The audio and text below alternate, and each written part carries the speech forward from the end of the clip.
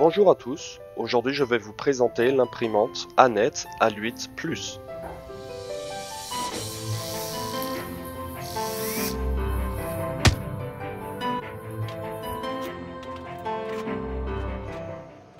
On va déjà commencer par la déballer. Voilà comment est arrivé le carton, donc déjà avec la petite notice. On peut remarquer que tout est nickel, donc toutes les pièces sont assez bien protégées et tous les petits sachets sont numérotés. Donc allez, on va sortir tout ça.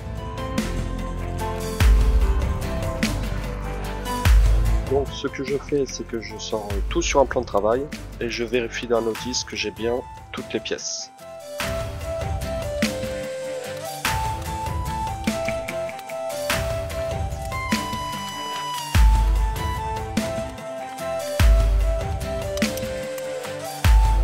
Voilà la notice. Bon, elle est en anglais, mais c'est pas un problème, parce qu'on comprend très bien, c'est assez facile. Et l'avantage, c'est que chaque petit sachet a un numéro qui lui correspond à la description dans la notice.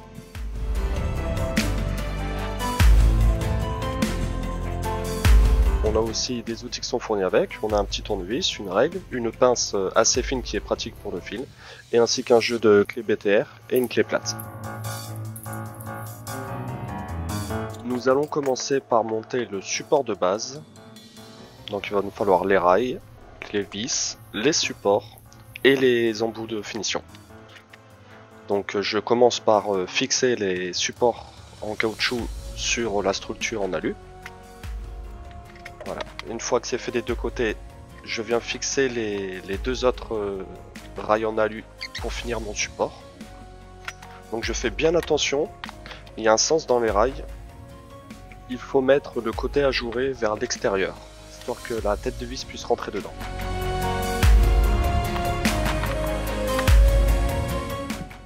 Je fais tous mes serrages à la main et je finis par un coup de clé une fois que tout est monté. Il ne reste plus qu'à poser les embouts de finition.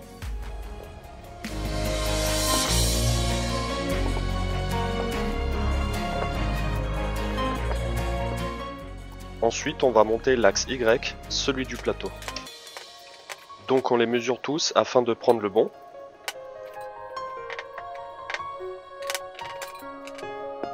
Alors, il va nous falloir les roulements, les axes, ainsi que les supports. Et le contacteur de fin de course.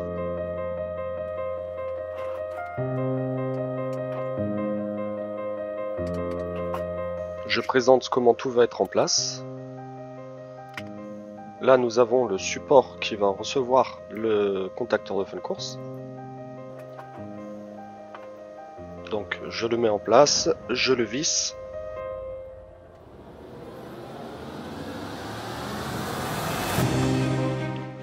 Voilà comment il doit être installé. Là, on a le roulement de l'axe.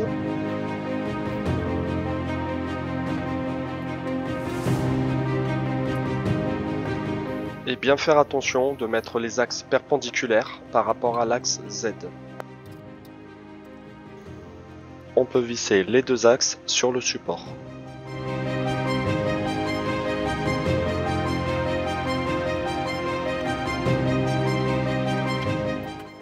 Nous allons maintenant nous occuper de l'axe X. On prend donc le moteur ainsi que son support et on les visse ensemble. Il faut bien faire attention de mettre la fiche du moteur du même côté de la partie la plus longue du support.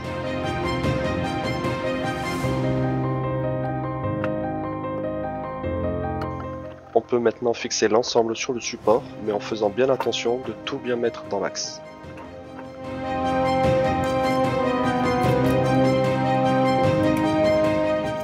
Ensuite, on va poser le tendeur de courroie.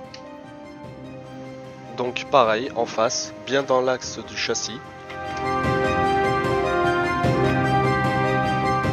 Une fois que c'est fait, on va pouvoir s'occuper au plateau.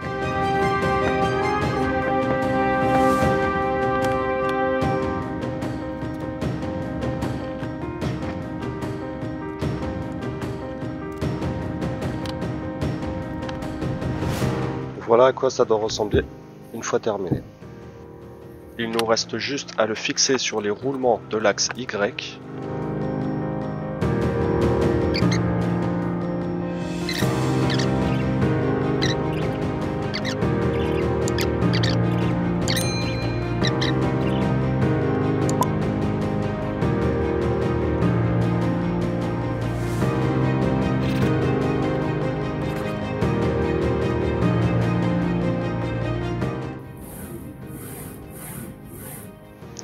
On va poser les vis qui tiennent la courroie sur le plateau.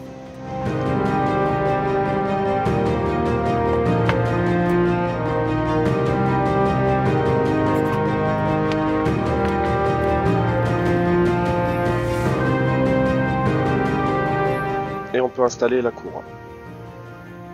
Donc je la fais passer sur le moteur. Je l'accroche sur le plateau avec un petit collier. Je fais pareil au niveau du tendeur, je la passe dedans, je prends ma mesure, un petit peu plus longue, je la mets en place sans trop la tendre, je referme avec un collier, je vérifie que le tout coulisse correctement, elle est détendue mais c'est pas grave, c'est juste pour vérifier que le tout coulisse bien. Puis maintenant je peux couper l'excédent de courroie et les colliers.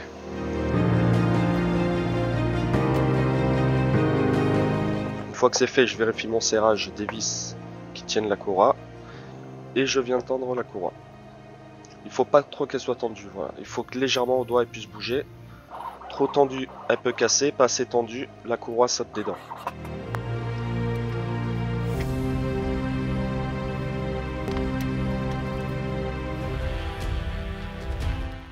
On va ensuite fixer le plateau sur son support.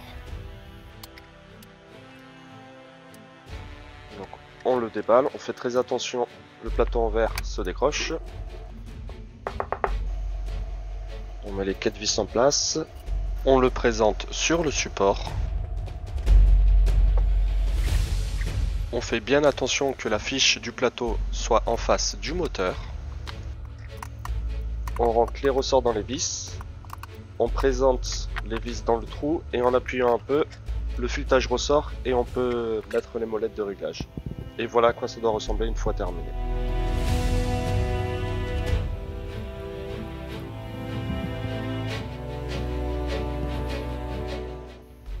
Ensuite, nous allons passer au montage du moteur dans son axe. Donc voici les pièces qu'il nous faut.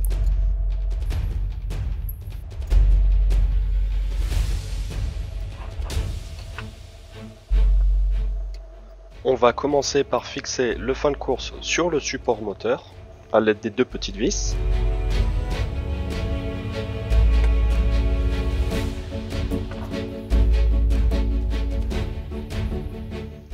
Voici le résultat. Ensuite, il suffit de fixer le moteur sur le support, donc à l'aide des 4 vis.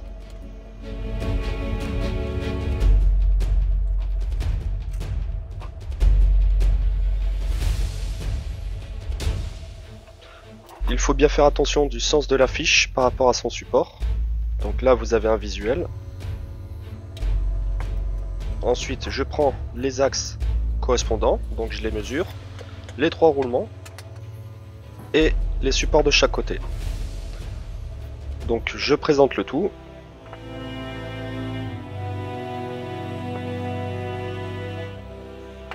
C'est un petit peu de mal à rentrer. Et d'ailleurs, à ce moment-là, j'ai eu un petit souci. J'ai dû avoir un problème d'usinage sur cette pièce-là parce que l'axe de droite ne rentrait pas dans son logement. Donc j'ai eu beaucoup de mal à le faire entrer.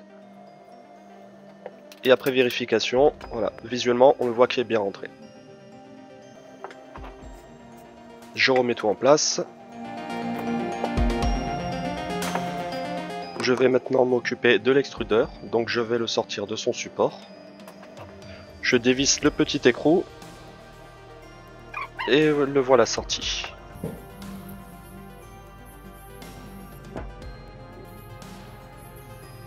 Et maintenant je vais fixer le support sur les axes.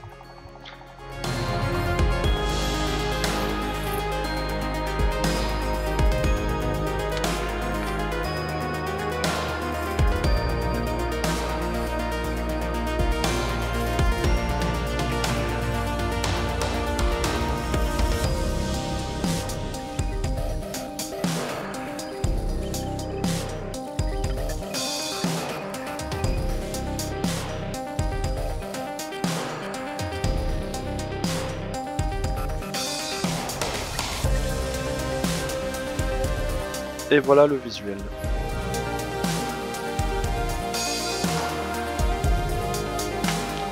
Donc on peut refixer l'extrudeur sur son support, donc avec la petite vis, et serrer le petit écrou.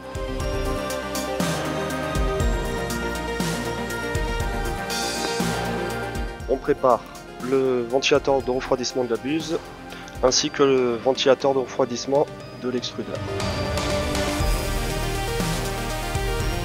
On met tout ça en place.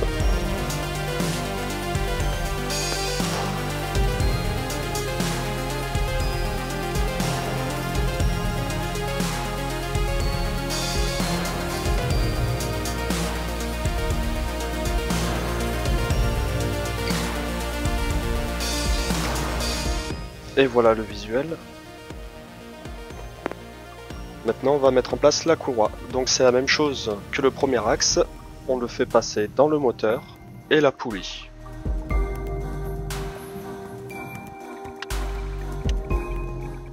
Et le serrage de la courroie se fait directement sur le dos du support de l'extrudeur. Donc on pose le tendeur qui est imprimé en 3D d'ailleurs. Voilà la pièce qui va faire le serrage, donc un petit écrou, un boulon, et une fois serré, quand on visse ça, ça vient tendre la courroie.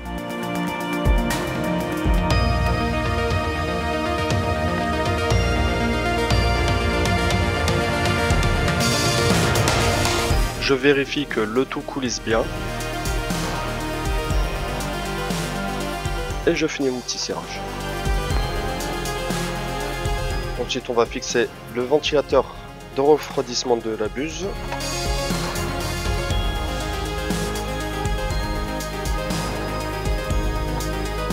Et on va s'attaquer à l'axe des aides. Je prends donc les deux moteurs, les deux supports, ainsi que les deux fixations.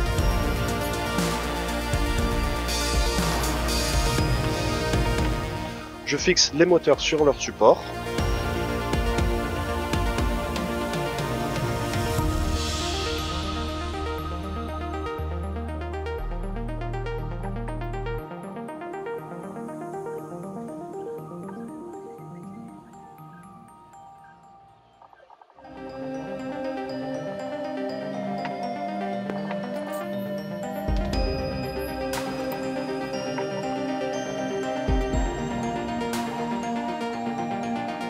Je prends les rails correspondants. Je mets les fixations sur le support et après je les glisse dans le rail. Et il n'y a plus qu'à visser.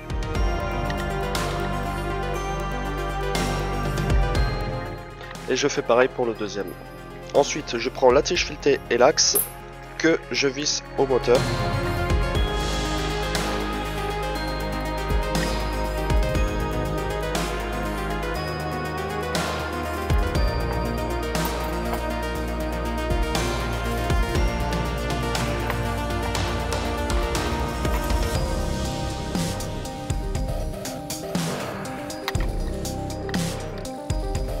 Une fois terminé, je les enquille avec l'extrudeur.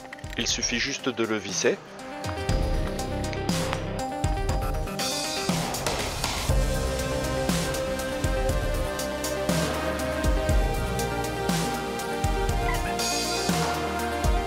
Et pareil de l'autre côté.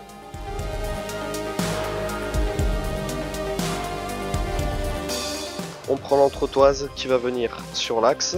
On les met sur les deux axes.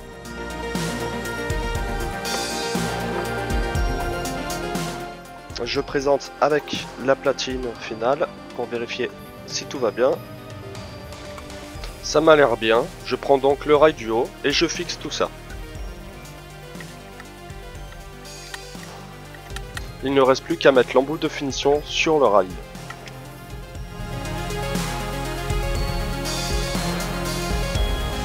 Pareil de l'autre côté.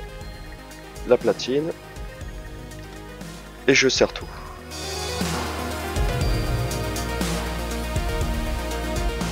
Et il ne reste plus qu'à serrer les petites entretoises qui tiennent l'axe. Et il ne reste maintenant plus qu'à le fixer sur le châssis DY. Donc je prends les vis, je mets tout en place. Alors il faut bien faire attention que les moteurs soient du côté du tendeur de courroie. Pas comme sur la vidéo, là je me suis trompé et j'ai dû refaire la modification un peu plus tard. Et il ne restera plus qu'à mettre les petites équerres.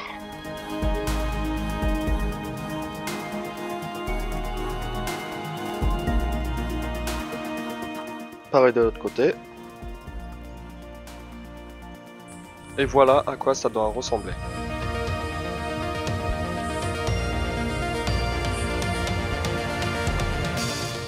Ensuite on va s'occuper à la façade d'alimentation. Donc on prend la connexion, la façade, on visse le tout. Je mets les petites accroches sur la façade, sur les 5 côtés.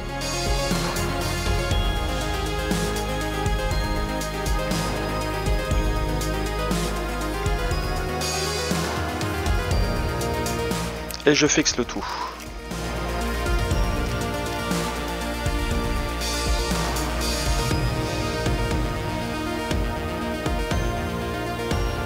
Et ensuite, exactement la même chose pour la carte mère.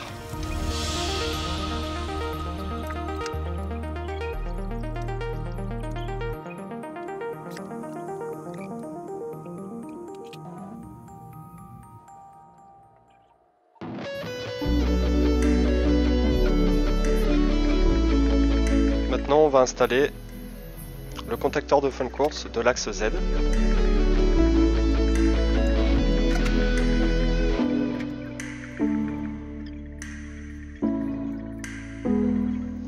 Et on va attaquer les connexions de la carte mère. On envoie le plus et le moins d'alimentation à la carte. Je fais passer le câble jusqu'à l'alimentation.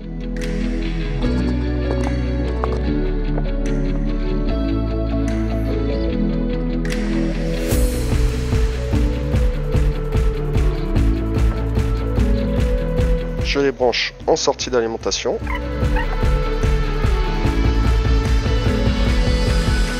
Et l'arrivée du connecteur 220 sur l'arrivée d'alimentation du transformateur. Et ensuite je le mets en place. Il me reste plus qu'à le visser derrière pour le tenir.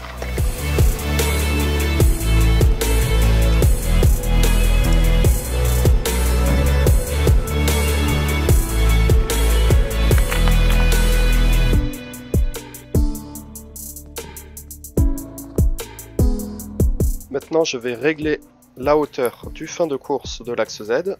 Donc, sur la documentation, on a 7 cm.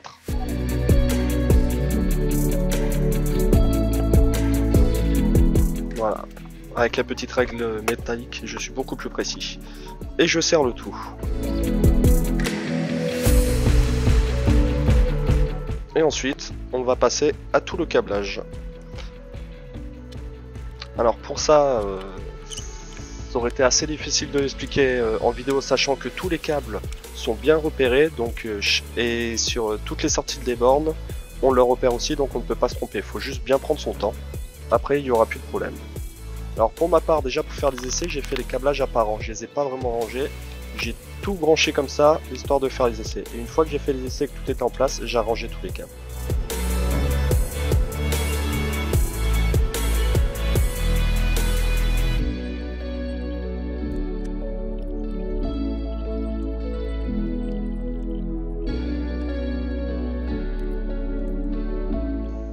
Il nous reste plus qu'à monter la platine d'affichage. Donc je prends les petites vis aimantées.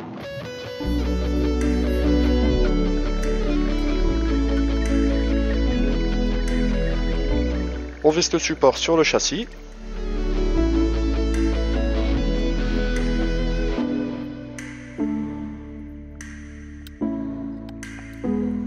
Et il ne reste plus qu'à brancher sur la platine les deux nappes qui sont repérées comme tout le reste.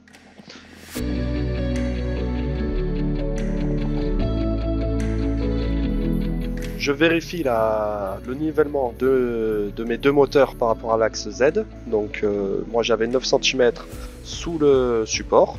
Je mets exactement 9 cm de l'autre côté. Et ensuite on finit par mettre la plaque en verre sur le lit chauffant et à le tenir avec les 4 pinces.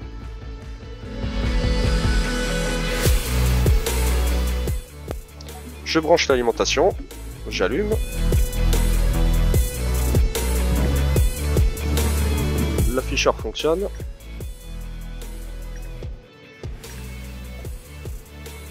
Donc déjà, pour commencer, je fais un auto-home pour vérifier que mes courroies fonctionnent bien avec mes moteurs et surtout mes fins de course. Donc là c'est le cas, je n'ai pas fait de problème d'erreur de raccordement.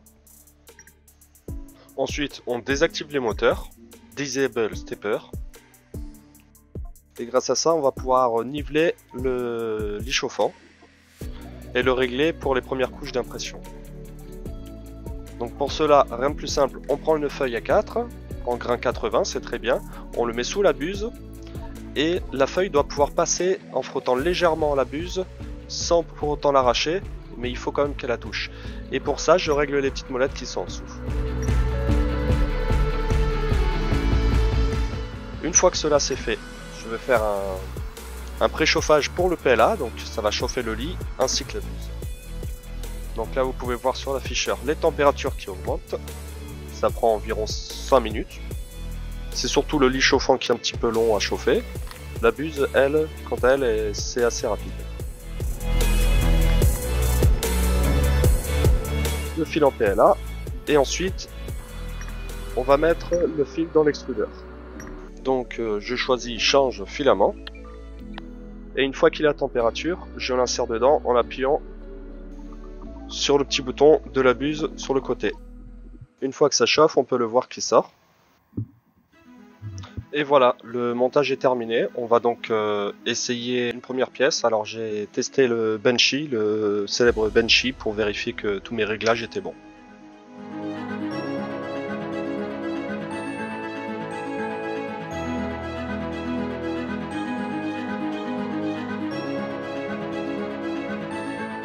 Le résultat est plutôt pas mal, donc déjà pour des premiers réglages, je trouve que la finition est pas trop mal, on n'a pas trop de cheveux d'ange, ni de warping, ni de peau de saumon, donc c'est pas mal.